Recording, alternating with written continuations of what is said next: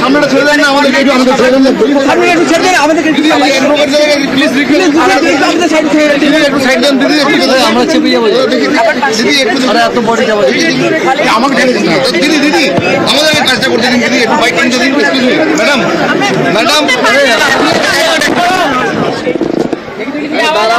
আরজি করে রায় নিয়ে, কিন্তু আমি যেহেতু হেলিতে ছিলাম বলে আমি ডিটেলসটা এখনো শুনিনি, তো আপনাদের কাছ থেকেই শুনলাম যে এটা নাকি যাবজ্জীবন দেওয়া হয়েছে। এটা আপনাদের কাছ থেকেই প্রথম আমি শুনলাম। আমার রিয়াকশন ইজ ভেরি ক্লিয়ার। আমরা প্রথম দিন থেকেই ফাঁসির দাবি করে এসছিলাম এবং আজকেও আমরা সেই দাবিতে অটুট আছি, কিন্তু আদালতের রায় ন্যাচারালি এখন সবাই মিলে কি বলবেন আমি জানি না, বাট আমার কথা আমি বলতে পারি বা আমার দলের বক্তব্য যেটা হচ্ছে, আমরা 3টে কেসে আপনারা দেখেছেন 54 দিন থেকে 60 দিনের মধ্যে আমরা ফাঁসি অর্ডার করিয়ে দিয়েছি,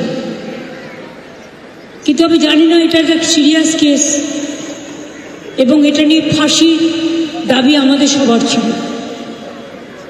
সেক্ষেত্রে বিচারের রায় নিয়ে আমি আমার কথা বলতে পারি।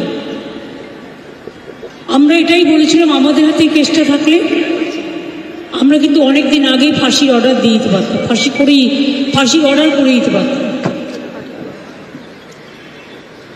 আমি জানি না কিভাবে লড়াই করেছেন, কি করেছেন, কি যুক্তি,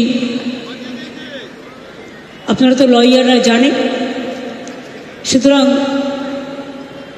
ডিটেলসটা তো আমি জানি না, ডিটেলসটা তো সিবিআই করছে এবং আমাদের হাত থেকে তো কেসটা ইচ্ছা করে কেড়ে নিয়ে চলে গেল।